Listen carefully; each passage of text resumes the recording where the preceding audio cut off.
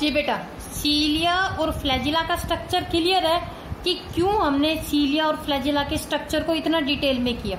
देखो, सीलिया और जो फ्लैजिला रहता है इसके अंदर हमने बहुत अच्छे से कर लिया कि इसको जो बनाते हैं स्केलेटन को वो रहते हैं माइक्रोट्यूब्यूल। माइक्रोट्यूब्यूल को जो बनाती हैं उनका नाम है प्रोटोफिलामेंट। और एक प्रोटोफिलामेंट में कितने फाइबर्स, कितने ट्यूब्यूल रहते हैं? एक ट्यूब्यूल में रहते हैं 13 प्रोटोफिलामेंट। 9+2 अरेंजमेंट देखने को मिलती है, लेकिन स्पीसीज वाइज 9+2 की जो अरेंजमेंट है 9+0 भी होता है, 9+1 भी होता है। अब जो नेक्स्ट चीज आ रही है वो आती है centriole. Centriole is not a cell organelle. अब कहोगे कि मैम जब सेल ऑर्गेनली नहीं है तो क्यों पढ़ रहे हैं? क्योंकि हमने तो सेल ऑर्गेनली। बेटा, सेंट्रियोल सेल ऑर्गेनली नहीं होता। जो सेल ऑर्गेनली होता है उसका नाम एक्चुअल में होता है सेंट्रोसोम। ठीक है, एक सेकेंड इसकी स्पेलिंग लिखती हूँ। क्या बोला मैंने? जो एक्चुअल में जिसको कि हम न्यू ऑर्गेनली बोलते हैं ना, उसका नाम है सेंट्रोसोम। एक सेंट्रोसोम में 2 सेंट्रियोल होते हैं। एक सेंट्रोसोम में 2 सेंट्रियोल होते हैं। एक्चुअल में तो ये माइक्रोट्यूब्यूल सिलेंडर, यानी कि फॉर एग्जांपल ये सेंट्रियोसोम है और इस सेंट्रियोसोम के अंदर सिलेंड्रिकल शेप की 2 स्ट्रक्चर्स रहती है, जिसको कि हम बोलते हैं सेंट्रियोल।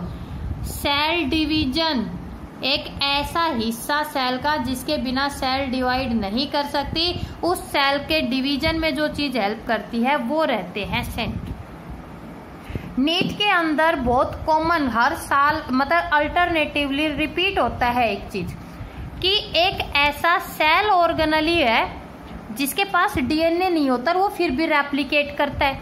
देखो, डीएनए ना होने के बाद भी जो अपने आप की कॉपी बनाए, तो एग्जामिनर क्या करेगा? एग्जामिनर ने नाम लिख दिया माइटोकॉन्ड्रिया, प्लास्टिड, सेंट्रियोल और सीलिया या फ्लैजिला में से। अब जो आप जैसे समझदार बच्चे वो क्या सोचेंगे? क्वेश्चन ही गलत है। बेटा, क्वेश्चन गलत नहीं है, उसने आपको घुमा दिया। हम मानते हैं कि आप तो कहोगे कि मैम आपने तो अभी कहा कि सेंट्रोसोम होता है सेल ऑर्गेनली। सच्चाई है, सेंट्रोसोम होता है सेल ऑर्गेनली, बट उसका हिस्सा कौन है? सेंट्रियोल। तो वो क्वेश्चन गलत नहीं है, वो सिर्फ कंफ्यूजन क्रिएट करने के लिए उसने सेंट्रियोल दिया। तो अगर कहीं पर ये चीज आ जाए कि एक ऐसा पार्ट, एक ऐसा हिस्सा किसका? सेल का, जिसके पास डीएनए ना होते हुए भी जो अपनी कॉपी बना ले, बिना सोचे समझे सेंट्रियोल पे टिक कर देना। क्योंकि डीएनए और क्लोरोप्लास्ट में तो अपना क्या होता है बेटा? खुद का डीएनए होता है। क्लियर? इसका स्ट्रक्चर और सीलियर फ्लैजिला का स्ट्रक्चर लगभग सेम होता है। कैसे? सीलियर फ्लैजिला में हमने 9+2 अरेंजमेंट पढ़ा, यही अरेंजमेंट सेंट्रियोल में होता है, लेकिन एक फर्क है, यहाँ पर कुछ नहीं होता, यानी कि पेरिफेरी में तो रहेंगे कितने? 9, लेकिन ट्रिपलेट की फॉर्म में। यहाँ पर है डबलेट की फॉर्म में AB और सेंट्रियोल में रहते ट्रिपलेट ABC और ये रहता है बीच में से खाली। यानी कि यहाँ सीलियर फ्लैजिला में 9+2 अरेंजमेंट है और वहां पर आपको मिलेगी 9+0 अरेंजमेंट। क्लियर? तो देखो बेटा, दीज आर सब माइक्रोस्कोपिक माइक्रोट्यूब्यूल, आ गए ना, माइक्रोट्यूब्यूलर सब cylinder with a configuration of 9 triplet fibres. 9 triplet मतलब पेरिफ्री पे 9 है, लेकिन ट्रिपलेट की फॉर्म में ABC and has ability to form their own duplicate. उनकी एबिलिटी है कि वो अपने आप की कॉपी खुद बना सकते हैं। एस्ट्रल पोल, जब सेल डिवाइड करती है तो पोल्स बनते हैं। और मोस्ट इंपॉर्टेंट, जिपमर में क्वेश्चन पूछा गया था, सीलियर फ्लैजिला की बेसल बॉडी कौन बनाता है? सीलियर फ्लैजिला की बेसल बॉडी बनाते हैं सेंट्रियोल। याद रखना बेटा, इसकी हर एक पॉइंट, हर एक वर्ड इंपॉर्टेंट है, इसलिए ये मैं आपको वर्ड टू वर्ड करवा रही हूँ। क्लियर? ये देखो, ये सेंट्रोसोम और एक सेंट्रोसोम में कितने आपको सेंट्रियोल दिखाई दे रहे हैं? 2। Without having the DNA. देखो अभी इसने लिखा ना जो अपनी कॉपी बनाता है, लेकिन उसके पास अपना खुद का डीएनए नहीं होता। सेंट्रियोल की अगर हम लेंथ की बात करें 0.5 से 0.53 से 0.5 माइक्रोमीटर होते हैं। 0.15 माइक्रोमीटर इनका होता है डायामीटर। लाइट माइक्रोस्कोप में हमें दिख जाएंगे कि सेंट्रियोल है, लेकिन इसका जो कंप्लीट स्ट्रक्चर है वो सिर्फ हमें इलेक्ट्रॉन माइक्रोस्कोप में ही स्टडी कर सकते हैं। बेटा 2 सेंट्रियोल है, और जो दोनों सेंट्रियोल होते हैं सेंट्रोसोम में वो एक दूसरे के राइट एंगल का मतलब समझते हो कि अगर एक सेंट्रियोल ऐसे है, तो जो दूसरा अभी डेफिशिएंसी है एट प्रेजेंट पेनी है ऐसे कि उस सेंट्रोसोम के अंदर दोनों एक दूसरे के राइट एंगल पे, ये आपको थोड़ा सा अलग दिखाई दे रहा है, एक दूसरे सेपरेट, लेकिन सेंट्रोसोम में एक्चुअली जो ये दोनों सेंट्रियोल रहते हैं एक दूसरे के राइट एंगल पे प्रेजेंट होते हैं। क्लियर। और यहाँ पर इस बॉडी के अंदर जो ये 2 सेंट्रियोल पेयर दिखाई दे रहे हैं इन्हीं को हम बोलते हैं डिप्लोसोम, क्योंकि यहाँ है, या फिर इसका जो डिप्लोसोम और इसका जो ये साइटोप्लाज्म रहता है इसको बोलेंगे सेंट्रोसोम या काइनोप्लाज्म। इस सेंट्रोसोम में कोई और सेल ऑर्गेनल ही नहीं होता, सिर्फ इसके अंदर कौन रहते हैं, ये 2 सेंट्रियोल ही प्रेजेंट होते हैं। इतनी चीज क्लियर है। अब अगर साइंटिस्ट थोड़ा एनसीईआरटी से बाहर चलेंगे तो जो एक्चुअल में जो एक कॉन्फ्लिक्ट्स बनते हैं सेंट्रोसोम, जिस साइंटिस्ट ने दिया उनका नाम था बोवरी इन 1888। ये स्ट्रक्चर है बेटा सेंट्रियोल का। वहां पर हमने 9+2 अरेंजमेंट पढ़ा था, यहाँ पर 9+0 अरेंजमेंट है। और ये ध्यान से देखो, पेरिफ्री पे है तो माइक्रोट्यूब्यूल, लेकिन ट्रिपलेट की फॉर्म में ABC। वहां पर A और B आपस में कनेक्ट हो रहे थे AB लिंकर से, और यहाँ पर A और C कनेक्ट होंगे AC लिंकर के थ्रू। यहाँ से भी देखो रेडियल स्पोक निकलती है जो कि इसको बीच सेंटर से जोड़ रही है ना, लेकिन यहाँ पर कोई भी माइक्रोट्यूब्यूल नहीं है, यहाँ पर 0 अरेंजमेंट है। और इसलिए हम कहते हैं कि जब हम ट्रांसवर्स सेक्शन देखेंगे तो ये हमें इस तरह दिखाई देता है। सेंट्रियोल की प्रेजेंस और अब्सेंस, ये आपको एनसीईआरटी में थोड़े से ये वर्ड्स कम मिलेंगे, बहुत इंपॉर्टेंट है और पूछी भी जाती है। सेंट्रियोल सारी यूकैरियोटिक एनिमल्स है, जो भी सेल डिवाइड करेंगी हर एक यूकैरियोटिक एनिमल सेल में देखने को मिलती है। ठीक है, प्रेजेंस प्रोटोजोवन प्रोटिस्टा में, प्रोटोजोवा किंगडम में जो प्रोटिस्टा आते हैं उनके अंदर, लेकिन अमीबा में नहीं, कुछ फंगस में। And the cells of all those eukaryotic plant where flagellate structure are present in the life cycle. Most important, यहाँ ये प्लांट फिजियोलॉजी के ऊपर आ गया है कि एनिमल के अलावा प्लांट्स के भी कुछ लाइफ साइकिल की कुछ ऐसी स्ट्रक्चर होती है जिसमें फ्लैजिला होता है और वहां पर सेंट्रियोल होते हैं। ध्यान से सुनना, कुछ ग्रीन एल्गी, ब्रायोफाइट, टेरिडोफाइट और साइकेट्स। बेटा यानी कि ये यहाँ पर अगर बॉटनी में जा रहा है तो इसका मतलब है कि ये पॉइंट बहुत बहुत बहुत इंपॉर्टेंट है। Centrioles angiosperms, higher gymnosperms, algae, fungus और हमारी आरबीसी के अंदर नहीं होते हैं। Clear.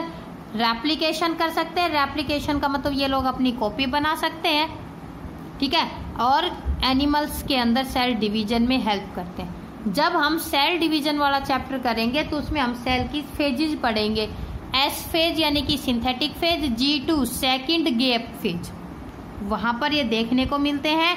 And prior to nuclear division, जब न्यूक्लियर डिवीजन होता है उससे पहले 2 सेंट्रोसोम सेपरेट। समझ गए? 2 क्यों है? देखो जब सेल डिवाइड करती है वो इस वे में करती है, एक इधर और एक इधर, ये इस तरह एस्ट्रल पोर्स बनती हैं। जो ये यहाँ पर बनते हैं इनको हम बोलते हैं एस्ट्रल रे, और ये जो क्रोमोजोम्स है यहाँ इस तरह अपने आप को अरेंज करते हैं। ये एक्चुअल में होता है इनका कि जो ये पोल्स बनते हैं। पोल्स कैसे बनेंगे बेटा? कि देखो एक यहाँ पर बन गया और एक यहाँ पर, ये होता है सेंट्रल पोर और ये यहाँ से निकलती है स्पाइक ऐसे एस्ट्रल रे। अब ये डॉट डॉट डॉट ऐसे यूं, और जो ये एस्ट्रल रेज निकल रही है यहीं पे ही ये क्रोमोसोम्स अरेंज होते हैं ऐसे।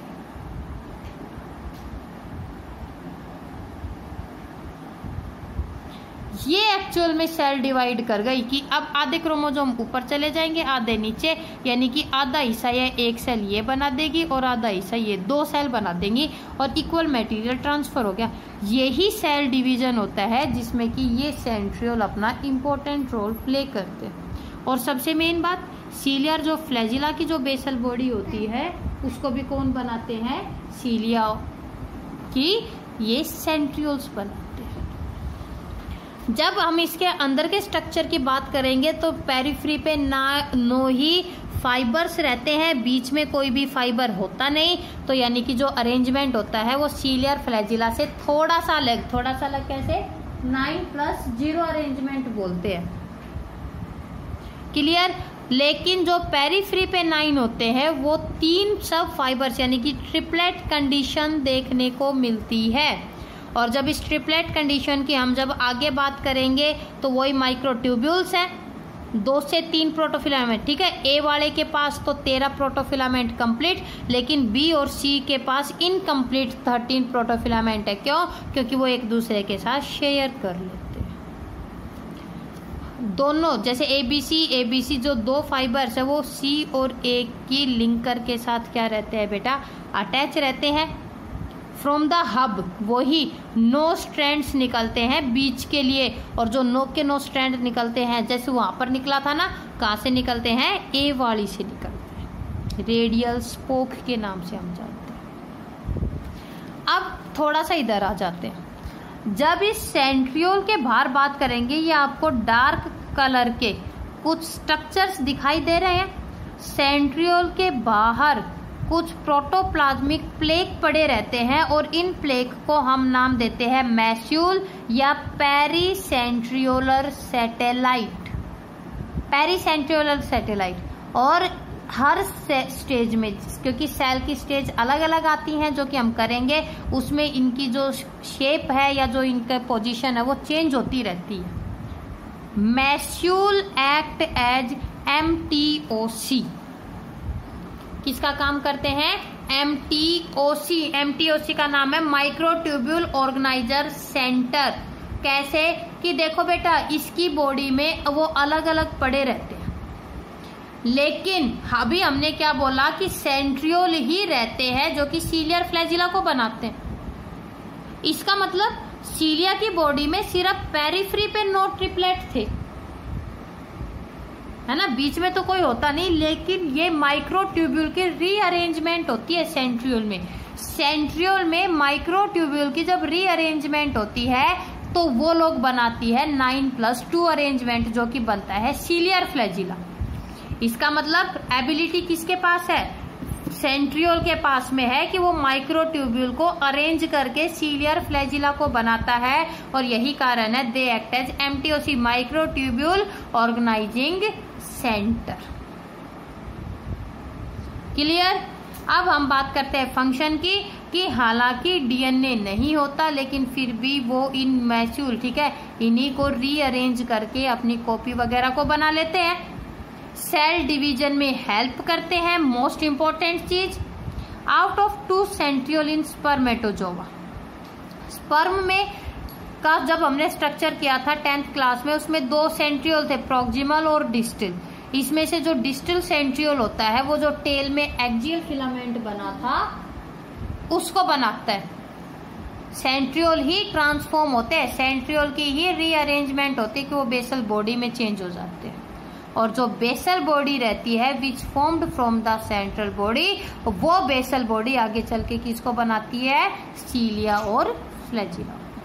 तो ऐसी बहुत सी चीजें हैं जो सीलिया, फ्लैजिला, सेंट्रियोल को क्या करती है, कनेक्ट करती है ना, रिजेंबल करते हैं ना, कि पेरिफ्री दोनों को ही माइक्रोट्यूब्यूल्स बनाते हैं। माइक्रोट्यूब्यूल्स की इनके अंदर रीअरेंजमेंट है। सेंट्रियोल बनाएगा बेसल बॉडी को, और बेसल बॉडी बनाती है सीलिया और फ्लैजिला को। क्लियर बेटा। अब हम बात करेंगे हमारे नेक्स्ट सेल के हिस्से की, जिसको कि हम बोलते हैं न्यूक्लियस।